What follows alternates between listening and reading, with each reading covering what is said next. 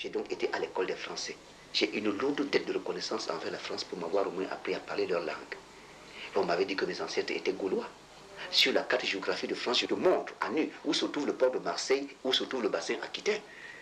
Je ne te dirai jamais où se trouve le Botswana sur une carte d'Afrique. Je n'ai jamais appris ça. Je ne connais pas la carte du Cameroun. Parce que j'ai été français. Je sais que Henri IV a été assassiné en 1634 par un fou appelé Ravaillac. Je ne connais pas la mort du roi de Douala Mangabel. Parce qu'on m'a blanchi, on m'a déshabillé. Je suis complètement acculturé. Et si vraiment j'ai été acculturé pour devenir français blanchi, et pour arriver aujourd'hui me faire expulser parce que je viens commander du pain et de la sardine, c'est grave. C'est très très grave. Prenez tout, sauf l'esprit d'un homme. J'ai comme ça 5 bacs pour moi seul. Quand je les termine, je rentre à la maison.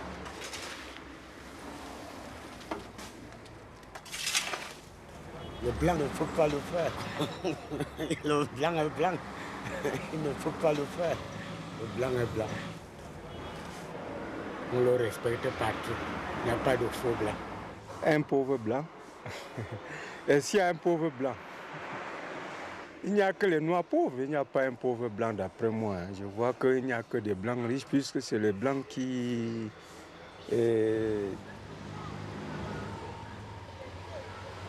Moi, je préfère que la réussite des noirs soit par l'homme blanc. Je le préfère. Puisque entre nous, le noir, ça ne tient pas du tout. Ça ne tient pas du tout. Entre nous, le noir. Merci, patron. Merci.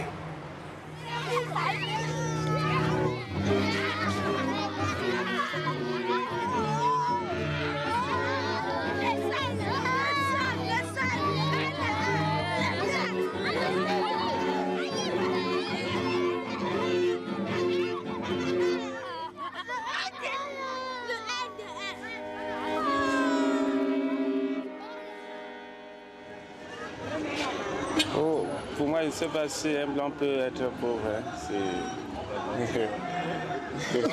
On vous laisse. Il y a une dégradation des communautés françaises en Afrique importante. Et on va vers une certaine exclusion sociale de certains Français dans ces pays-là. Ces Français qui n'ont plus de revenus, qui ne sont pas rejetés, mais qui sont ni acceptés par les gens du pays et ni acceptés non plus par la communauté française, qui peuvent se retrouver en marge parce que financièrement, ils n'ont pas les mêmes possibilités. Pour un Camerounais, pour lui, ça ne sera pas normal. Il se dira, c'est quelque chose qui ne fonctionne plus.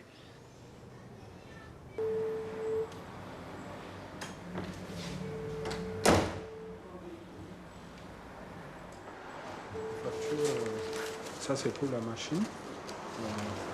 D'accord. Bon, un faux blanc.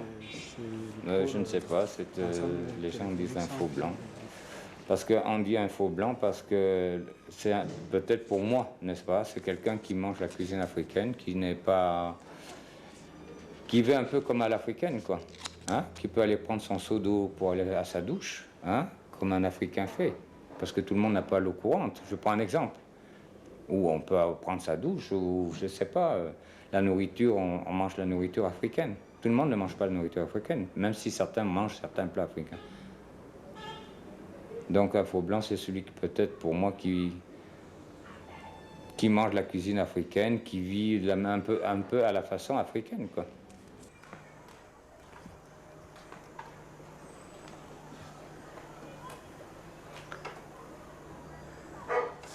Elle n'ose pas dire un mot. Et tu regardes ici alors?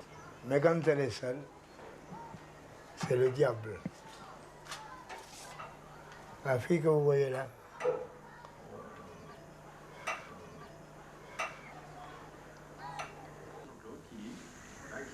tu veux que je fasse quoi?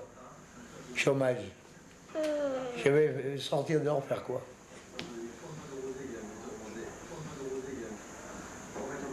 Faire quoi? Dépenser de l'argent, j'en ai pas.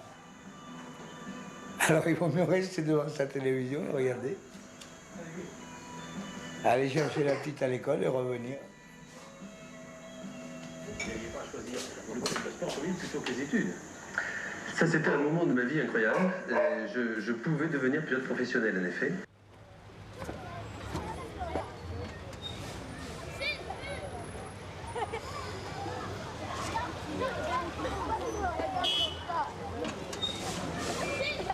Les gens qui viennent assister sont les gens qui ont assez de moyens. Donc quand on trouve certains qui viennent à pied, c'est paradoxal. Ça nous amuse, quoi.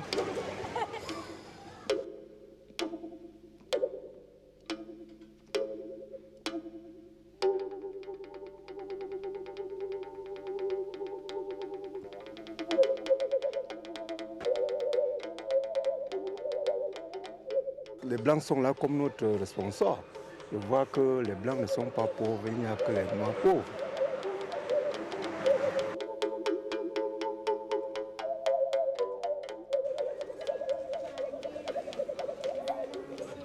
Lorsque j'ai quitté mon Auvergne natale, j'étais habitué à voyager. Je faisais le déplacement à l'intérieur de la France. Ça a été l'Afrique, mon premier pays, que je ne regrette pas aujourd'hui. Ça m'a appris à connaître beaucoup de choses. Ce n'est pas en restant dans une villa climatisée qu'on va connaître comment vit l'homme africain.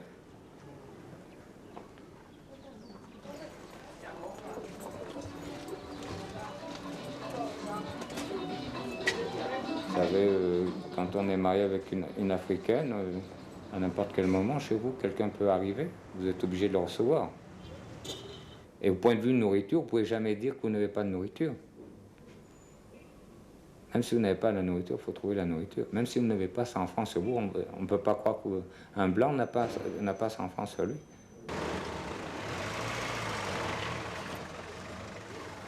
L'image que les Blancs ont toujours voulu nous donner, qu'ils sont supérieurs à nous, financièrement, intellectuellement, dans tous les domaines. Mais quand on voit déjà un Blanc à pied, faire, à peu près tout comme des Noirs, celui-là c'est un faux Blanc, c'est un Blanc paumé.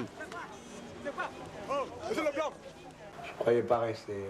J'étais venu pour passer des vacances, puis je suis bloqué ici. Parce qu'il n'y a plus de billets d'avion. Ça fait 15 ans. 15 ans que je suis venu en juillet 84. 15 juillet. Ouais.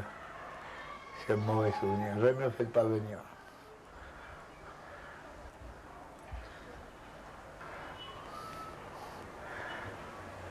J'étais au Nigeria d'abord. Du Nigeria, j'ai connu une femme qui était camerounaise. Elle m'a dit, le Cameroun, c'est beau, c'est ici. Je suis venu. Puis, bon, je me suis plu, j'ai resté. L'expression pauvre blanc, c'est une expression que j'entendais quand j'étais gosse. Un faux blanc plutôt, pas pauvre blanc, un faux blanc. Dire que c'est le Camerounais qui a fait cette expression, c'est aller plus loin que ce soit, que dans la chose en question. La plupart sont ceux qui habitent les quartiers, n'est-ce pas, au luxe éclatant, tels que Bastos, et ne vivent pas l'Africain. La majorité, n'est-ce pas, de ceux qui vivent dans les sous-quartiers, n'est-ce pas, vivent comme nous autres qui s'adaptent. La statue, c'est des expatriés. Moi, je suis comment on dit, un local. Un expatrié local. C'est pas pareil. Eux, c'est des vrais Français parce qu'ils viennent de France. Nous, on est des faux Français parce qu'on est incorporés ici au pays. Les vrais Français, c'est ceux qui travaillent à l'ambassade, dans les lycées, qui ont des grosses places.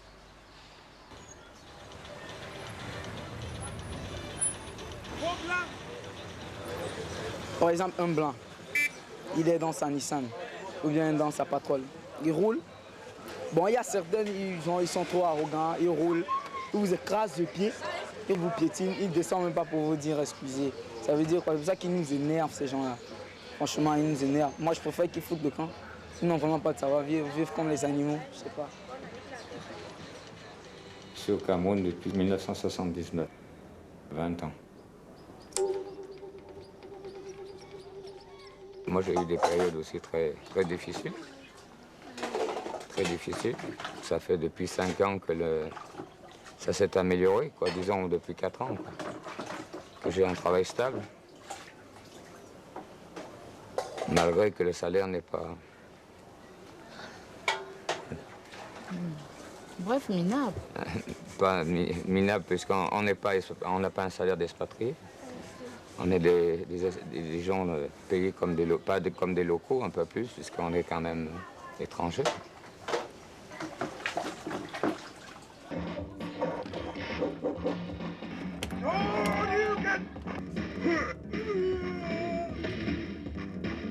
Ma pension, en francs français, 1700 francs, 1750 francs par mois. Et on me demande de payer les fournitures de l'école, 50 000 francs, plus il faut acheter encore en plus dans le courant de l'année. Je sors l'argent où? Je vais voler. Quand tu vas demander à l'ambassadeur ou au consul, qui t'aide, il te dit il n'y a pas. J'ai demandé qu'on fait une caisse, qu'on me verse une allocation pour les enfants pour m'aider. Aux anciens combattants, on m'a dit parce que j'ai pas eu 3 enfants de plus de 9 ans. Mais j'en ai eu 6, 3 en France, ils ne les ont pas comptés. Ils n'ont compté que ceux que j'avais au Cameroun. On m'a rien donné. On m'a dit que j'avais pas le droit, parce que je suis français. Il a été mis en place, un petit peu après 80, entre 80 et 90, des aides de l'État français pour des gens qui se trouvent normalement momentanément dans des difficultés. Alors ces aides sont d'une durée de 10 mois en général. Et donc ce comité consulaire qui regroupe le consulat bien sûr, des représentants d'associations, ils sont chargés d'examiner les cas et font remonter toutes les demandes à Paris, au ministère des Affaires étrangères, à une commission nationale qui réexamine ça et qui après donne son accord ou pas. L'Africain souffre énormément. Tout à l'heure, vous avez posé la question de savoir pourquoi est-ce que l'Africain veut aller en exode. Il y a beaucoup de raisons. Il y a beaucoup de raisons. Beaucoup. Moi, je dis, j'immigre pas. Pas parce que j'ai une autosuffisance. Mais parce qu'en fait, dans ma tête, je sais ce que je veux. Je sais pourquoi je suis là. Il y a beaucoup d'atouts au Cameroun, mais comment exploiter ces atouts? On demande des crédits dans nos banques. Ils sont incapables de nous donner des crédits. Pourquoi? C'est parce que nous sommes aussi malhonnêtes? Quelles que soient les garanties que tu peux apporter, on ne te donne pas de crédit. Ça ne s'explique pas, on n'explique pas ça. Mais le blanc qui arrive, on lui donne facilement des crédits. On ne le connaît même pas. On ne sait pas s'il va rentrer demain ou après-demain. Il suffit qu'il élabore un plan et tout, c'est fini, il l'a déposé. Ah ben c'est clair, on lui donne le crédit. Quand tu arrives dans un bureau, tu veux un service, il y a des moments où on te dit on ne peut pas te recevoir, on ne peut recevoir personne. Mais un blanc il débarque là, je ne sais pas comment on fait mais on le reçoit. Je suis arrivé, on me dit mais il faut la cravate monsieur. J'ai pas la cravate mais on ne peut pas rentrer comme ça, il me dit non, il faut la cravate. Ils m'ont foutu dehors, ils m'ont dit allez chercher la cravate et vous rentrez après. J'ai été chercher une cravate et je suis rentré. Ah ben ça c'est l'ambassadeur de France que j'ai parlé. Parce que ça s'est passé la même chose l'année passée ici à Yaoundé. Qu'il fallait porter la cravate. J'ai attrapé l'ambassadeur, je lui ai dit mais pourquoi mettre une cravate puisqu'on est en Afrique? Il fait chaud et tout. Il m'a dit c'est comme ça, moi je porte bien la cravate, pourquoi pas vous? Alors avant on autorisait les enfants à rentrer à l'ambassade pour le 14 juillet, maintenant on les autorise plus. Ah ben ça c'est le règlement de l'ambassadeur. Si tu as besoin de l'ambassade, tu te lèves de bonne heure. Il ne faut rien leur demander.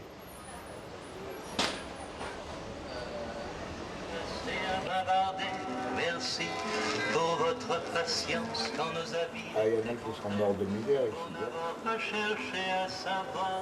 Les pauvres Français qui sont là, qui cherchent le boulot, qui ne trouvent pas. Je ne suis pas le seul. Bonsoir mes amis, il est temps que je m'en aille. Ce qui me reste à vous dire ne dure qu'une cigarette et le temps d'un dernier verre.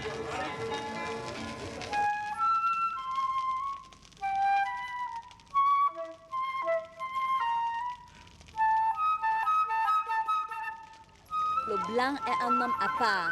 Le blanc, c'est quelqu'un de bien déjà. Le blanc, c'est quelqu'un qui est riche. Le blanc, c'est quelqu'un qui ne va pas au champ. Le blanc, c'est ce qui a tout ce qu'il y a de mieux pour vivre. Faux blanc? Non, généralement, je me dis que c'est des albinos. Hein. Lui, c'est pas un faux blanc. C'est pas un faux blanc. En tout cas, ça fait pas très longtemps que je suis M. Claude était français. Ça fait pas très longtemps.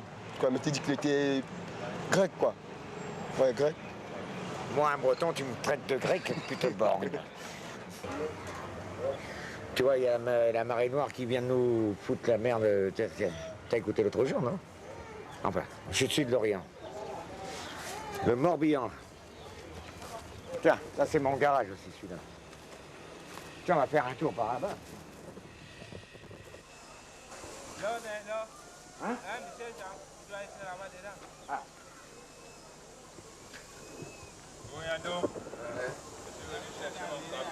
C'est toi qu'on filme, hein? Comment ça va très bien. J'ai un CAP et un BP en mécanique. Toutes mes études au Cameroun. Tiens, ici Montesquieu, j'étais en 1963, tu vois, c'est pas aujourd'hui, hein. J'ai fait Montesquieu 5e, 6e, 4e. De 63 à 66. Après, je suis rentré au collège technique, au CET à l'époque. J'ai ouvert mon garage en 71, garage de Brice, que j'ai gardé 20 ans. J'ai fermé suite à mes problèmes familiaux avec ma première épouse. Ma première femme, c'était une Française aussi, hein, une limousine, Limoges. Maintenant, je me suis remarié avec une Camerounaise, Henriette, qui est d'ici de Vannes. Oui, Henriette, oui.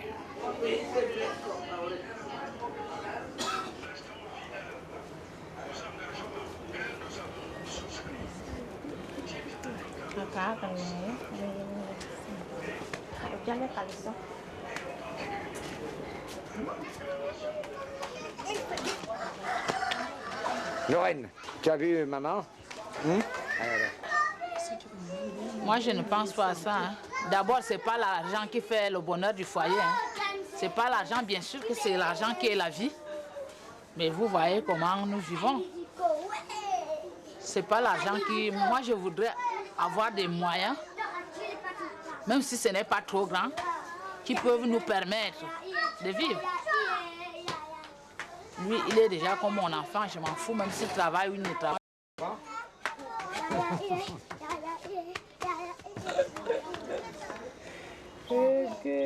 Hélène. Ouais. Je crois que la famille moyenne, riche même, c'est 2000 francs. C'est-à-dire 2 francs. 20 francs, oui, 20 francs. Toute la famille. C'est trop minable. 2000, hein? Ouais. Une famille de 10 enfants. Imaginez un peu. Qu'est-ce que ça va acheter? Une boîte de riz de combien? De 200 francs. On va manger une fois à la journée, c'est-à-dire à midi ou le soir, on choisit. C'est une question de choix là maintenant. Ouais, c'est vrai qu'il y a beaucoup de familles ici en bouffe. Est-ce que vous avez essayé de faire des sondages dans les familles un peu? Essayez. Vous avez vu le contraire de ce que je dis? C'est la preuve de beaucoup de choses.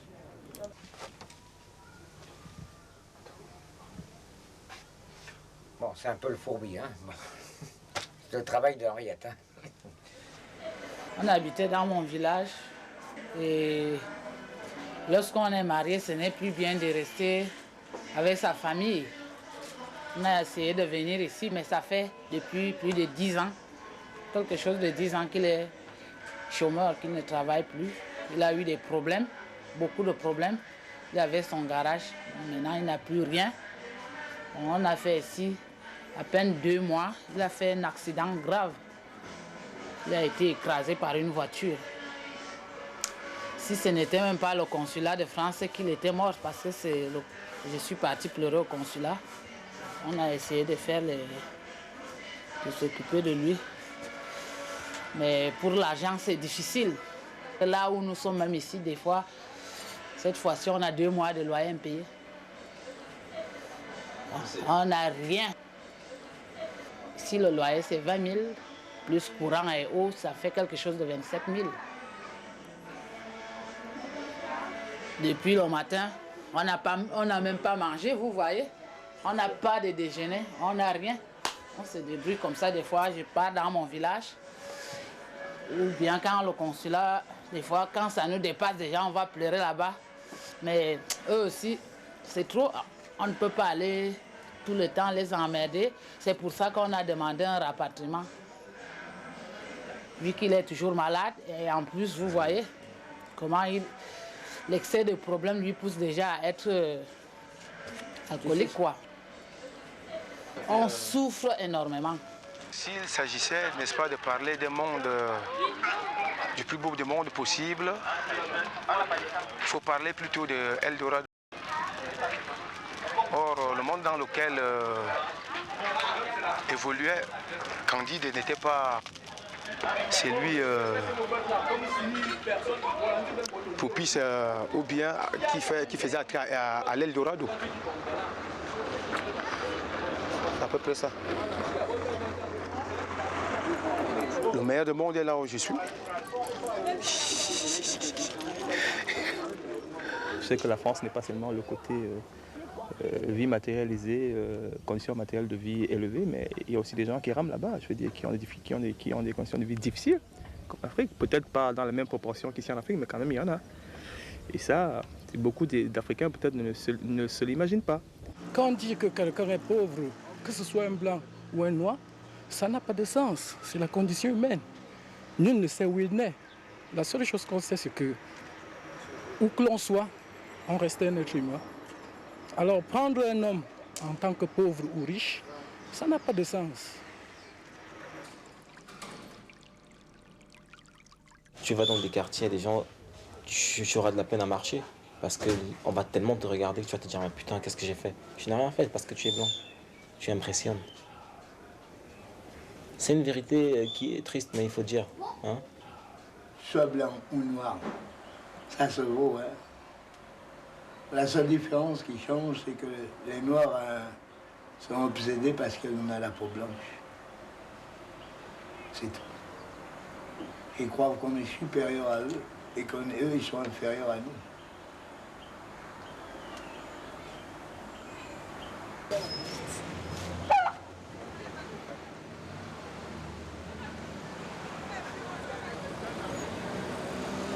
C'est combien?